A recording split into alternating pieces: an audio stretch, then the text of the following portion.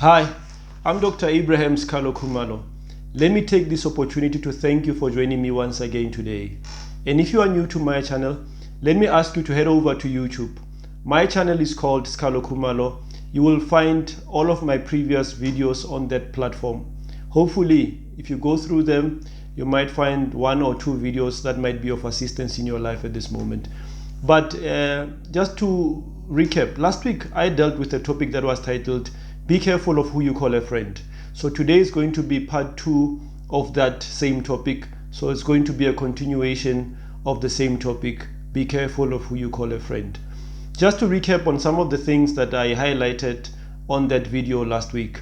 Remember that I said that number one, we tried to define what a friend was. And we said that a friend is someone that you have a mutual bond with. In other words, there is something that connects you together with that person, some kind of chemistry, some kind of a connection at the level of the souls, at the level of the hearts. You know, there is a beautiful connection that has, drawn two people together, two souls together, and you naturally gravitate towards each other.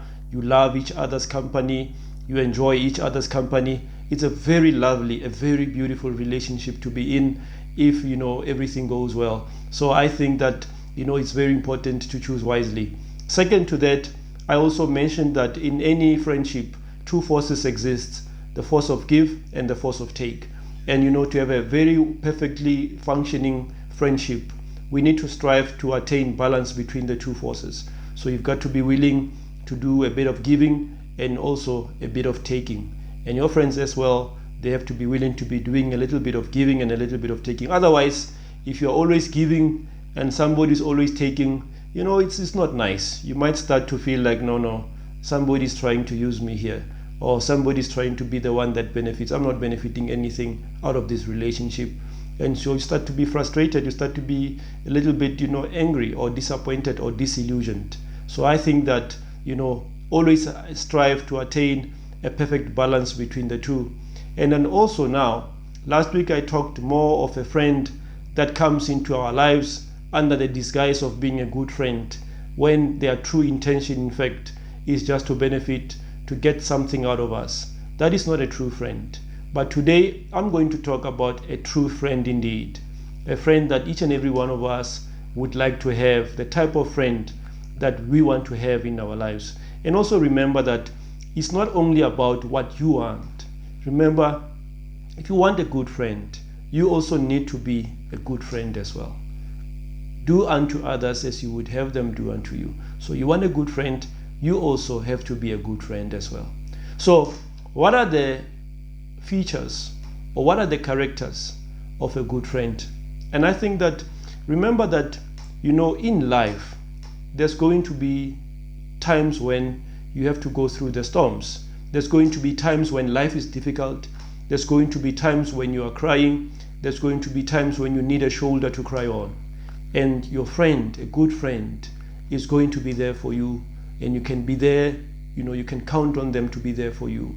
You go to them, you share your pain with them, you share your misery, you share your sorrows with them. And they are more than willing to listen to you very attentively. And they have a piece of advice for you. You leave that relationship feeling fulfilled and feeling happy that you had somebody at least to share your pain with. And sometimes your friend really doesn't really have to say much because you already know what to do. But all you need is somebody to listen to you. And a good friend is willing to listen to you. And if they are a really good friend, they also sometimes will cry with you during some of your most difficult times in life. And that is, one of the important features of a good friend. But also, contrary to that, there are times in our lives sometimes, when things are going well, when we are jolly, when we are happy, when we have something to celebrate, an occasion to celebrate, maybe a wedding, you are looking for a best man, you are looking for, a bridesmaid, who's going to be there to fill in that gap? Naturally, it's going to be your friend. So we need friends as well when we are going through some of our best times in life. Because what is the point of celebrating all by yourself, all alone? No, you don't want to celebrate by yourself. You want to celebrate life with people that matter in your life, people that you care about. And that's where a friend comes into.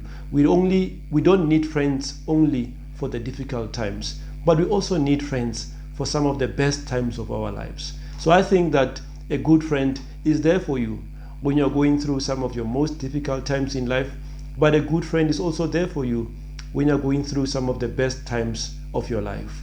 So if you've got somebody, or already there exists someone like that in your life who's been through some of the most difficult times with you and also has been through some of the best times with you in your life, please cherish that person, value that person.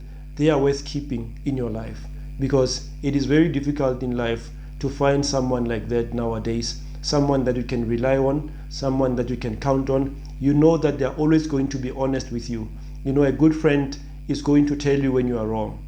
If you are at fault, if you've done something wrong, your friend is not supposed to come and say, no, you know what, it's not your fault, it's someone else's fault. No, a good friend will be honest with you and say, my friend, you know what, this time you are the one who's at fault here.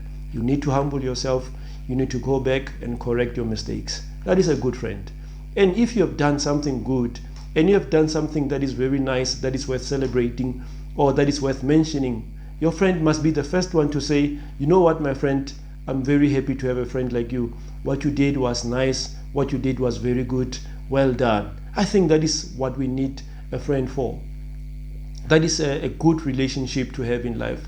To have someone that is honest, to have someone that cares for you, to have somebody that you can travel the journey of life together, grow old together, share all of your, the most important moments of your life with. That is a good friend. And I think that we need that.